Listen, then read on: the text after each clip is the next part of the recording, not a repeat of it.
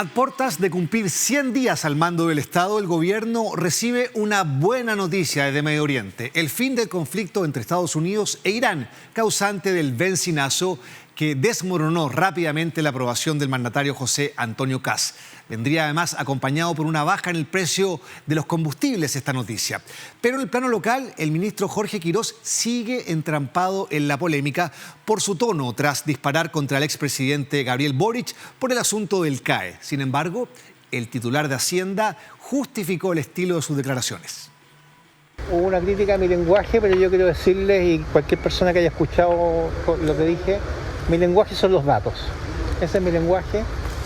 Yo hablé con los datos y los datos a esta altura hablan por sí solos. No, yo siempre mantengo un tono que busca ser adecuado, busca abrir acuerdos. Este fue un tema que yo no puse arriba de la mesa, fue un tema que lo levantó el expresidente Boric y yo contesté con datos. Aquel tono fue calificado como arrogante desde la oposición, pero no es el único frente abierto para el jefe de la billetera fiscal, pues han resurgido antiguos antecedentes, entre ellos su paso por el anexo penitenciario Capuchinos en el marco del caso Mopgate, recinto del cual fue liberado bajo fianza por Gabriel Zalaznik. Sí, el mismo abogado y embajador cuestionado hoy por el caso Hermosilla. A esto se suma que la jefa de bancada del Frente Amplio, Gael Yeomans, no descarta un libelo en su contra. Yo podría juzgar con la misma vara, y lo he dicho anteriormente, al ministro Quirós. Y es más, lo voy a hacer, si es que persisten con esta acusación constitucional. ¿Ustedes acusarían al actual ministro de Hacienda? O sea, perfectamente lo podemos hacer. Sí. Perfectamente lo podemos hacer, y de hecho, es más, hay más parlamentarios que piensan lo mismo que yo. ¿De la oposición? De la oposición. ¿Sí? Y lo han señalado también públicamente algunos, y socialismo otros lo hemos democrático conversado. o del Partido Comunista? Del socialismo democrático también. ¿Sí? Esta amenaza surge justamente cuando el oficialismo promueve una acusación constitucional contra el exministro de Economía de la administración anterior, Nicolás Grau.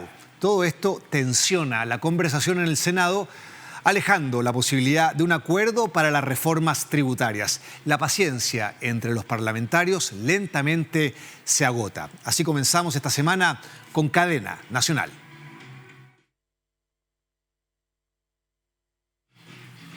Bueno, comenzamos esta semana aquí en Cadena Nacional y tenemos como primer invitado en este día lunes a don Claudio Fuentes, académico de Ciencia Política de la UDP y director de la ICSO-UDP. ¿Cómo estás, Claudio? Hola, ¿qué tal? Muy bien. Gracias por venir a Cadena Nacional para explicar a la gente qué es la ICSO-UDP. El Instituto de Ciencias Sociales y Humanidades ahora, y lo que hacemos es coordinar toda la agenda de investigación de las facultades sociales. Lo que es sociología, ciencia política, historia, antropología, todo eso coordinamos la agenda de investigación. Perfecto. Y ustedes acaban de sacar un estudio, una encuesta, sobre temas que a mí me parecen muy importantes que tienen que ver con el ánimo de nuestros ciudadanos, la visión de país, su análisis de lo que está pasando con este gobierno, con la contingencia, etcétera, ¿cierto? ¿Esto lo hacen cada cuánto tiempo? Este año, el año pasado sacamos 8 encuestas, ya. Este año vamos a reducirlo a 4, con más tiempo, pero con más estudio cualitativo también. Nosotros combinamos un estudio cuantitativo, que es una encuesta online, que la hacemos con Ipsos, y lo complementamos con subjetiva, que hace la parte cualitativa de un focus group, que es para capturar la conversación, las narrativas, lo que está en la conversación social respecto del clima social. ¿Y eso lo diferencia de las encuestas, por ejemplo, que semana a semana conocemos de distintos organismos? Claro, las encuestas en general, el problema que tienen, o sea, yo soy favorable a las encuestas, pero capturan una determinada realidad, que es la realidad que tú preguntas. Y es una foto de ese instante. Exacto, y muchas veces en la pregunta se te escapan los matices, lo que significa. Por ejemplo, cuando tú preguntas por una emoción, ¿qué se siente? ¿Cómo se siente?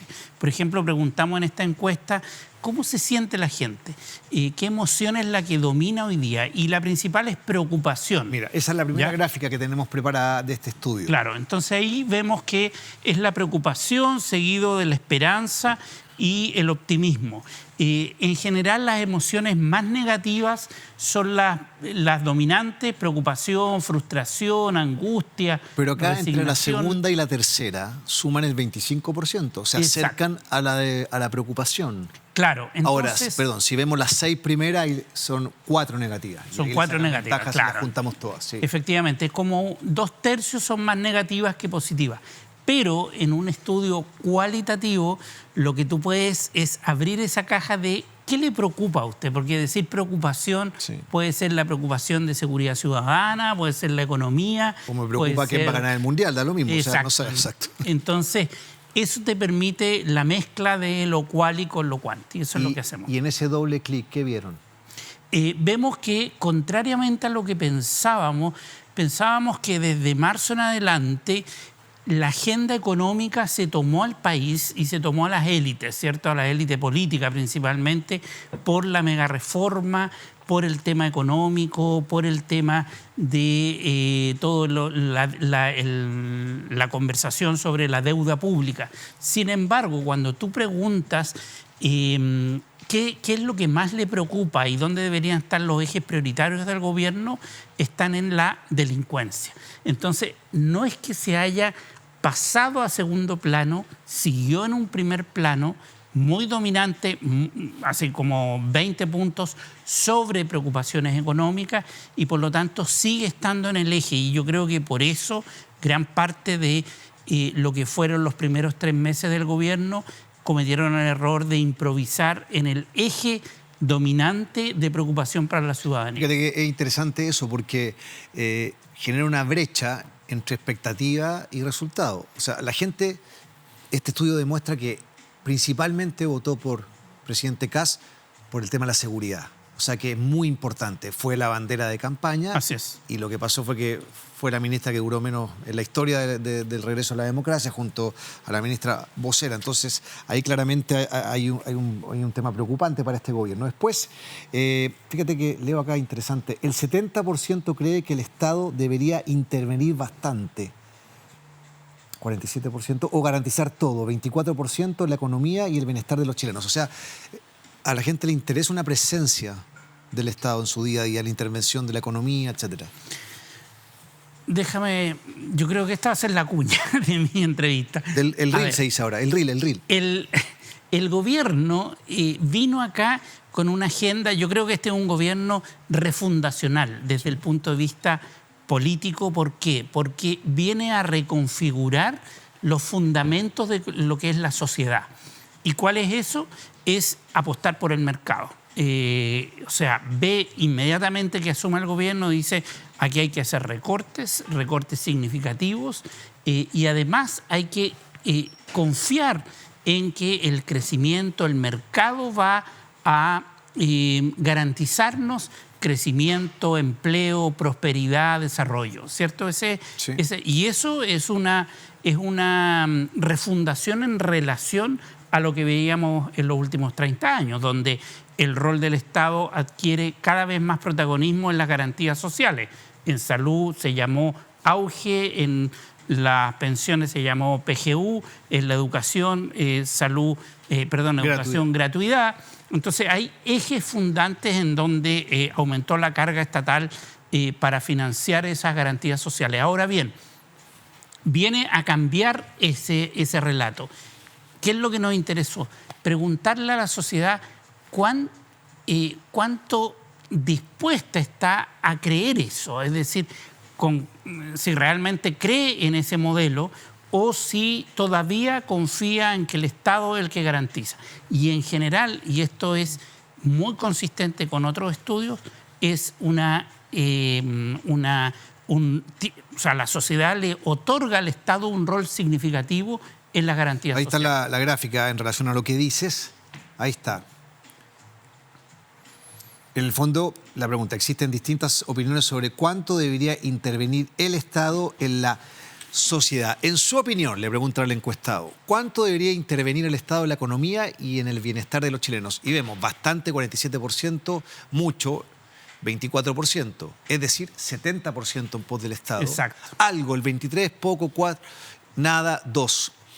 Ahí hay 6, 29, en el fondo 29, poca presencia estatal y más del 70, o sea, el 70 bastante o mucho. Ahora una pregunta, que ustedes que hacen doble clic, porque esto es como cuando se dice que cierto sector es capitalista para las ganancias y estatista para los costos y las responsabilidades.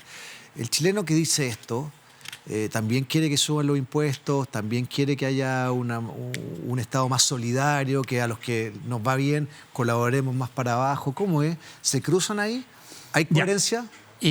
Ahí ese es un punto interesante porque, por una parte, a ver, le preguntamos a la gente afirmaciones sobre, por ejemplo, si efectivamente esta agenda del gobierno de crear, de que el crecimiento económico es relevante, la gente sí piensa que es relevante. Es decir, cree eso, pero también quiere mantener ciertas garantías sociales. Es decir, ahí hay una cierta contradicción entre un modelo más de creer que hay un desarrollo a partir del crecimiento económico y que los empresarios van a ser el motor y, por otra parte, mantener las garantías sociales.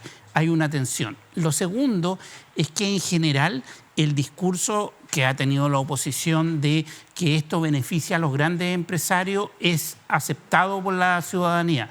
La ciudadanía cree que las reformas están asegurándole ganancias y un beneficio para las grandes empresas. Tengo el dato acá. El 54% de su estudio cree que estas reformas van a favorecer a los sectores más ricos del país. Así es. O sea, ha permeado ese discurso que esta es una reforma enfocada en los ricos. El 53% cree que lo que se está haciendo es muy distinto a lo propuesto en campaña. Pero aquí también podría haber una contradicción, porque quizás no se cumplió o no se ha cumplido con lo de seguridad, pero lo otro... sí, lo otro se dijo. Estaba. Exacto. Quizás no estaba rotulado como se ha rotulado ahora por parte de la oposición, que esto es para los ricos, porque como ha sido específico... Claro, lo que pasó fue que a partir de marzo colocó el tema, y particularmente el gobierno, en el debate sobre los beneficios sociales. Recuerda tú que se planteó el tema de la amenaza de que a partir de la no recaudación iban a verse afectados los beneficios sociales. Entonces, ese temor de que efectivamente mis garantías sociales sean afectadas es como una fuente de preocupación de la ciudadanía. Ahora, Claudio, quiero profundizar un poco en la anterior pregunta de que este es un fenómeno global. El ser humano de por sí quiere mayor libertad, pero tiene cierto temor, entonces quiero asegurarme que si yo soy de los que le empezó a ir mal, el Estado venga por mí. ¿O esto es algo muy chileno? Esto de que quiero tener... No, soy solidario, quiero que le vaya bien a todo el mundo, pero mientras a mí me está yendo bien. No estoy dispuesto a subsidiar si es que otra gente no está yendo bien y a mí sí. ¿Cómo lo ves eso? Sí, como culturalmente. O sea, es chileno en términos de que lo que pasa es que en Chile tenemos poco Estado en relación a otros países. Si comparamos con, por ejemplo, Europa, que tiene un estado de bienestar muy fortalecido, ellos ahí lo que ven es favorecer al Estado. ¿Por qué? Porque hay un delivery. Hay una entrega de ciertos beneficios. Hay presencia de los impuestos en la calle. Exacto, a partir de la política. Entonces, acá, por ejemplo, uno de los temas donde sí la gente tiene mayoría es respecto de la eficacia del Estado. La gente quiere Estado, o sea, quiere garantías de protección de los temas críticos, salud, educación, pensiones, pero además quiere eficacia, es decir, que haya un Estado más eficaz, y eso también es muy valorado, más del 50%. Fíjate que solo el 36% cree que el país está en una emergencia económica. Sí, mira, eso... O sea, no hace match como con la base del discurso del presidente hacia abajo, que bueno, está la escoba, Estado en quiebra, esto es una emergencia, gobierno de emergencia. Sí, a ver, yo creo que ahí de nuevo hay que hacer doble clic por lo siguiente. El Estado, el gobierno ha colocado el tema de la emergencia a partir de dos discusiones. El tema de que hay una deuda, ¿cierto? Exacto. Y segundo, que no hay crecimiento. Esos son los dos elementos. Y para la ciudadanía, la emergencia se refiere a otra cosa. Se refiere a los costos de vida y cuando hay emergencia económica es cuando no puedo llegar a fin de mes. Y sí, la gente dice, oye, me cuesta mucho llegar a fin de mes. Y segundo, cuando no tengo empleo. Son las dos situaciones que afectan mucho a la gente y por lo tanto, respecto de la emergencia, hay una noción de emergencia pero que está asociada a las preocupaciones inmediatas que esas personas tienen. Fíjate que ustedes también preguntaron por este estilo que ha aparecido en el presidente de cuando ha empleado la ironía o su sentido del humor para enfrentar ciertos temas complejos. Y en la encuesta el 45% lo evalúa en forma negativa, no le ha gustado.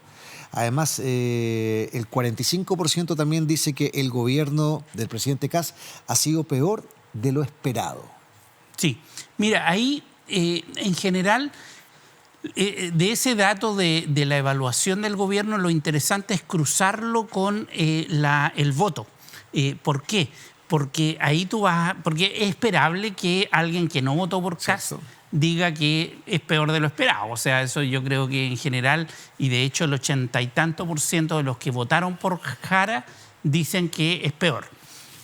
Sin embargo, entre los que declaran en la encuesta haber votado por Kast, que son el 44%, de eso el 30% dice que ha sido peor de lo esperado. O sea, ahí perdió un respaldo que tuvo en su momento. Exactamente, y esa es la caída del 40 y tanto al 28, 27% que están mostrando las encuestas ahora. Ahora, ¿cuánto llegó Jara en segunda vuelta? 40 y... Jara llegó a 43, si no me equivoco. 43. Entonces, en teoría, cualquier punto sobre 43 que evalúe negativamente al gobierno es un punto perdido.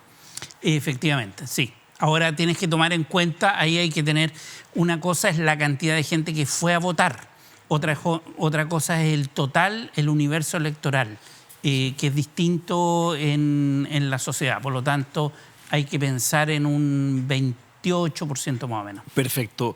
Y en relación con cómo usted pensaba que sería el gobierno de José Antonio Kast, usted diría que el gobierno ha sido peor de lo que esperaba, 45%, tal como pensaba, 43%, mejor de lo que pensaba, 13%. Claro, y allá arriba tú ves en el que votó Kast, peor de lo que pensaba, el 29%. Ese es el desencantado de un gobernante que yo voté por él. Ahí está el corazón de la crítica hoy día a este gobierno. Ahora, del que votó Kast, el 50% es tal como pensaba. Y ha sido una instalación difícil. O sea, tampoco tenía tanta esperanza de que esto fuera otra cosa. Así es. Okay. Claro. Porque además yo creo que, de nuevo, como es un gobierno que viene a cambiar ciertas bases, eso no ha generado mucho acuerdo dentro de la derecha. Y eso se refleja en esta división de aquellos que son partidarios de Kast. Hay algunos más moderados que dicen, oye, no te radicalices tanto, mantengamos ciertas estructuras, y otros que no. Y eso se ve en la diferencia entre Chile Vamos y el gobierno. Hay una pregunta que se pone en la perspectiva ya. Seamos objetivos, no se puede cumplir todo lo que se prometió. Entonces, si usted definiera cuál es la meta, una de las anunciadas en la cuenta pública, que debería cumplir el presidente, la gente tiene que elegir una, el 33%, lo que tú decías, que se reduzca la delincuencia de forma visible, es decir, que esto se note. O sea, más que lo económico, etcétera. Eso es impresionante. O sea, de nuevo te habla de un gobierno que improvisó mucho en seguridad en los primeros 2 meses, es decir, perdió un tiempo muy valioso, cuando en la sociedad la principal preocupación tiene que ver con delincuencia. Y vimos este fin de semana el tema de la nieta de Caselli, los asesinatos, etcétera. O sea, sigue estando en la retina de la gente esta sensación de inseguridad. Y frente a eso el gobierno tiene que actuar y lo tiene que hacer rápido porque ahí está el núcleo duro de su votación. Bueno, hubo un cambio y un cambio de mano también con el ministro Arrau. Habrá que evaluar cómo responde la gente a esta modificación. Se ha visto mejor, más presente al menos en la agenda y cómo lo evalúan. Totalmente, o sea, ahora vamos a tener que mirar muy bien el seguimiento de qué significa y en el fondo las medidas que está tomando, si son eficaces en el control de la delincuencia. Y particularmente con dos esferas. Uno, delitos violentos. Eso ya está muy mostrado en las encuestas, que no es tanto la cantidad de delitos, sino el tipo de delito. Y delitos violentos con armas, por ejemplo. Control de armas. Esa es una política fundamental para el gobierno. Segundo, incivilidades, todo lo que tiene que ver con estos ruidos molestos, la convivencia urbana, social, etcétera, es otra fuente muy alta de preocupación. Fíjate que uno cuando tiene la opción de conversar con fiscales que uno conoce y te dicen, mira, estadísticamente los índices de delincuencia son similares a los de las últimas décadas. Si el tema es que cambió mucho el tipo de delito. Totalmente. Hemos estado acá con gente experta en narcotráfico y hemos visto que cosas que antes veíamos en las series, en Narcos, las series mexicanas, sí, colombianas, hoy día pasan. Ahora están pasando. Hoy día salen en las noticias. Así es. Sí. Y lo otro que también miramos y que es bien relevante y que ha sido consistente a través del tiempo es la preocupación y la brecha que hay entre hombres y mujeres sobre estos temas. Una política efectiva en seguridad requiere abordar desde una perspectiva de el miedo que sienten las mujeres. Y eso es muy relevante. Por ejemplo, miedo de subirse al transporte público, miedo a andar en la noche. Tú hiciste un libro de esto. Sí, los temores de la calle. ¿Y qué sacaste ahí? Que los gobiernos no han entendido que tienen que hacer políticas mucho más focalizadas en ciertos segmentos, con jóvenes, con mujeres y con adultos mayores. Esos son los tres núcleos en donde más miedo se siente en la sociedad. Porque hago doble clic en este libro, porque uno siente que, es que la gente le tiene miedo al portonazo, al turbazo, a la violencia, pero el tema de sensación de miedo en algo no extraordinario, que es como que te agarren en una carretera, sino en ese día a día, en que cuando mi hija me dice, papá, me voy a ir en una aplicación, y uno dice, ¿estáis segura? Préndela, quiero saber dónde va exactamente. Claro. Eso ha aumentado mucho y eso es muy fome. Exacto. Porque impacta directamente en el miedo de la gente, en la calidad de vida de la gente. Claro, la gran transformación de los chilenos y de todos nosotros es que ahora nos sentimos en estado de alerta. Exacto. Cuando salimos a la calle, guardamos el celular, miramos con desconfianza. Todo ese estado de alerta es muy estresante y al final cobra la cuenta a fin de mes porque estamos agotadísimos. Porque salir a la calle ya es una tensión, un estrés adicional a andar tranquilo. Entonces, ¿cómo tú transformas condiciones de vida que no son solamente detener delincuentes, no es solo lo punitivo, es también cómo rearticulas la convivencia social de un modo armónico y mucho más civilizado?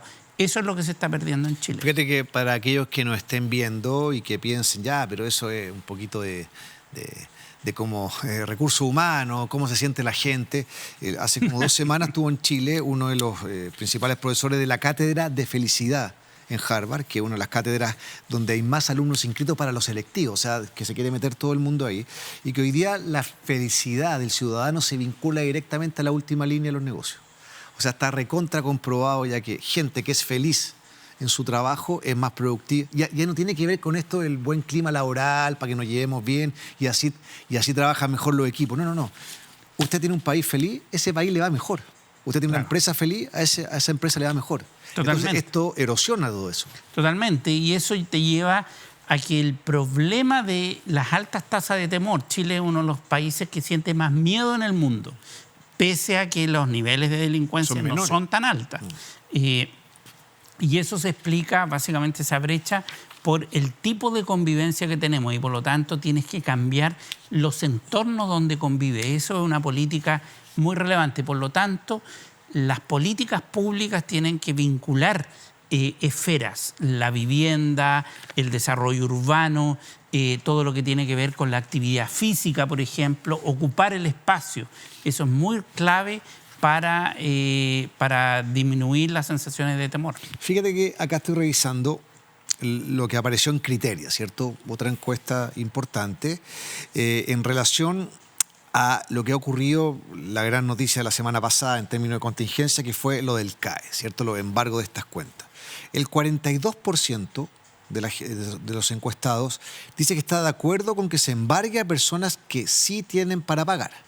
Que eso parece bastante como, no sé si el instrumento en cuestión, pero la gente dice, oye, el que tiene para pagar, que pague. Claro. Pero el 48% está en desacuerdo que los embargos son una forma aceptable de este cobro. O sea, casi la mitad de la gente. Escuchemos al presidente de la República en relación a esta temática. Hoy día podríamos mejorar con creces el resultado de la educación superior si pudiéramos invertir más en la educación de la primera infancia. Y ese es un llamado a la responsabilidad. Nosotros no buscamos perseguir a nadie, pero sí queremos que cada uno se haga responsable de sus actos.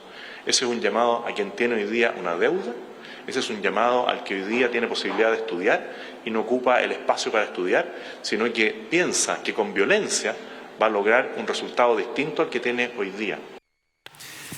A ver, tú eres doctor, estudiaste, ¿cierto?, en Estados Unidos, estás muy a caballo de la ciencia política y de los comportamientos y los cambios institucionales.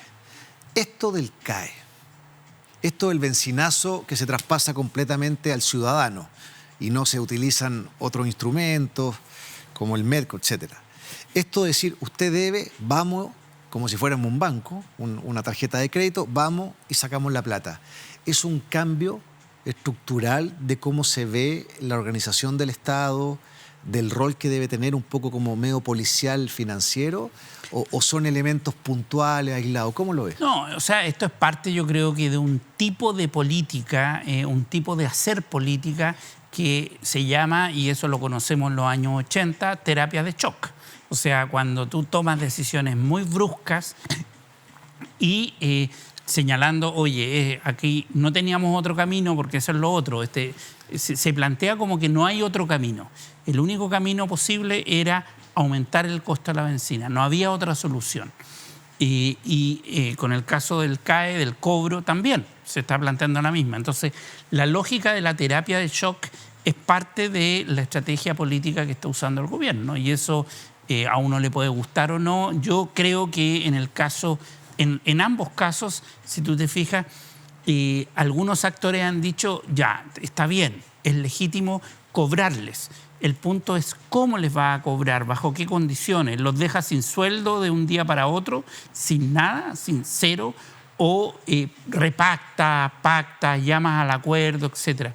Yo creo que habla de las formas de hacer política, hablan también de las formas de buscar soluciones. ¿Quieres un acuerdo? ¿Quieres algo intermedio que nos permita recaudar más, pero al mismo tiempo cautele ciertas garantías mínimas, como tener un ingreso básico para sobrevivir? Fíjate que intentando entender los fenómenos que generan los hechos, las formas de enfrentar ciertas situaciones, como estás diciendo tú, de manera muy directa.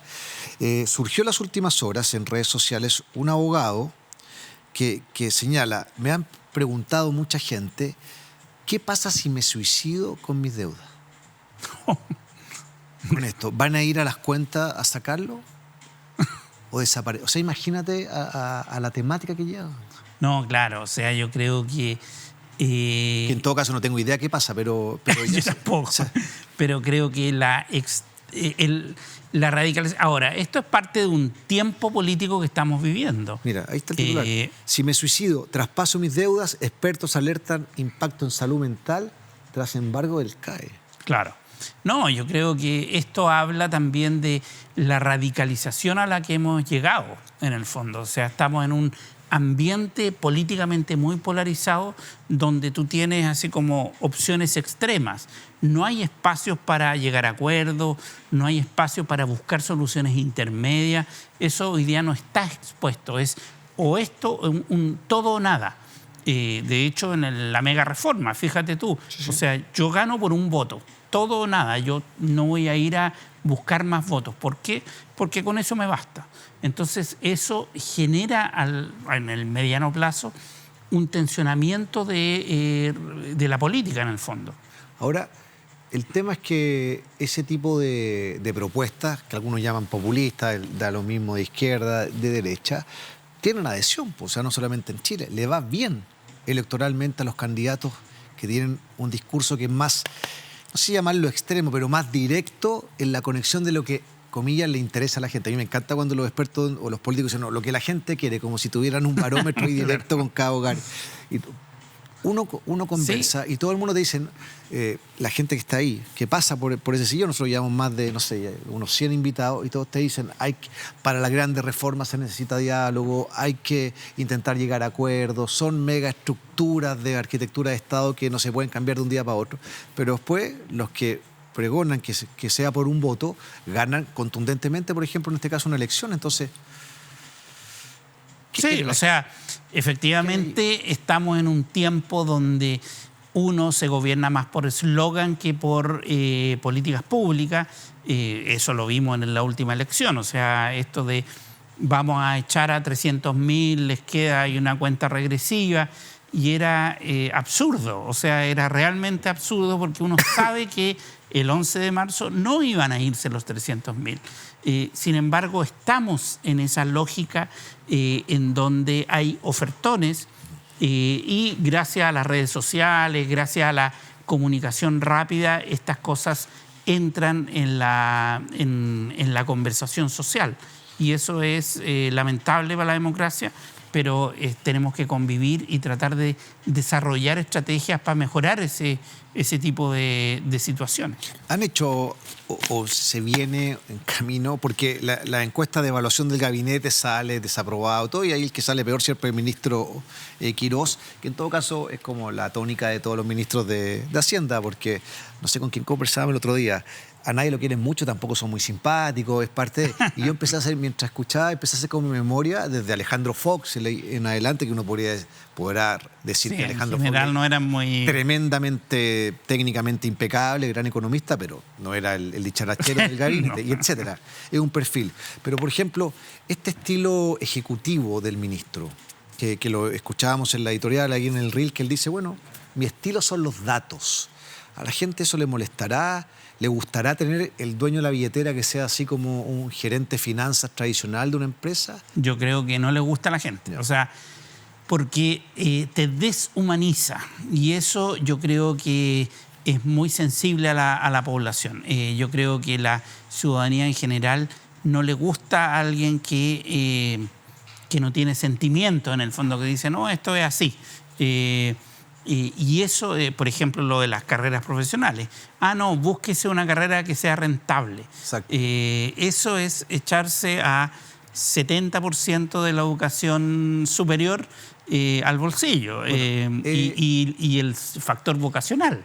O sea, que muchos lo tienen. Entonces, creo que instala conversaciones muy disonantes con lo que es en los tiempos actuales. Fíjate que le preguntaron al ministro sobre este estilo, porque no es que tuvo un lapsus en determinado tema, no. Él permanentemente tiene un estilo de comunicar y decir las cosas. Y esto es lo que dijo el ministro Quirós. Hubo una crítica a mi lenguaje, pero yo quiero decirles, y cualquier persona que haya escuchado lo que dije, mi lenguaje son los datos. Ese es mi lenguaje.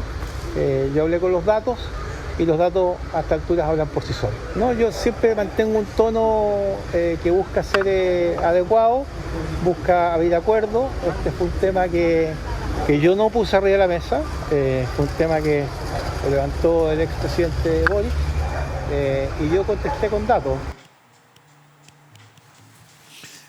Él vuelve a ser, mi lenguaje son los datos, como diciendo, da lo mismo mi estilo, y los datos son duros. Eso se puede maquillar de otra manera, ¿se puede? Sí, totalmente. Y además que sabemos que hace harto tiempo ya la economía viene teniendo problemas con los datos, precisamente, porque los datos pueden entenderse de cualquier forma. Tú tienes datos para todo.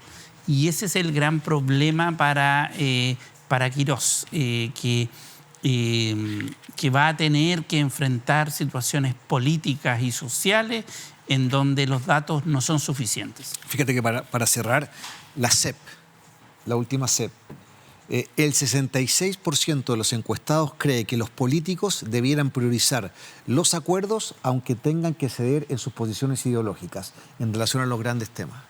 Claro, ahí hay datos bien interesantes en la CEP porque esa pregunta en general es bien consistente a través del tiempo respecto de el llamado de la ciudadanía a buscar acuerdos y la percepción que hay sobre el presidente, pero que viene la no elección, busca los acuerdos. Viene la elección y los que uno pensaría son los candidatos que buscan más esos acuerdos, o sea, los más de centro, una sale quinta y la otra ni siquiera llega a la papeleta final y es derrotada contundentemente por ya no dejar a lo de Carolina Toá. Entonces, ¿cómo disonante esa? Totalmente. Así es la opinión pública, es contradictoria a veces y hay que manejarse con ambas dimensiones. O sea, uno, la dimensión de el querer acuerdos y dos, soluciones rápido. Yo creo que esa es la tensión entre ese tipo de percepción de opinión. Y fíjate que para cerrar, haciendo el círculo con lo que dijiste al principio, contando el estudio que hicieron en la UDP, en la CEP, el 57% cree que la delincuencia es el principal problema de Chile y es la temática principal que debería dedicarle el gobierno el mayor esfuerzo. O sea, es transversal esto, es la delincuencia. Totalmente. O sea, todas las encuestas están mostrando eso. El gobierno tiene que preocuparse de hacer cosas en esa dirección. Claudio Fuentes, académico de Ciencia Política de la UDP, mi universidad. Saludos por allá. Ya, qué bien. Te agradezco por venir a Cadena Nacional. Que estén muy bien. Gracias a ustedes. Hacemos la pausa y ya volvemos para hablar de un libro muy interesante y tenemos a su autora, una colega, Boric frente a frente, la interna de una corresponsal en el Palacio de la Moneda durante todo el periodo del presidente Boric. Ya volvemos.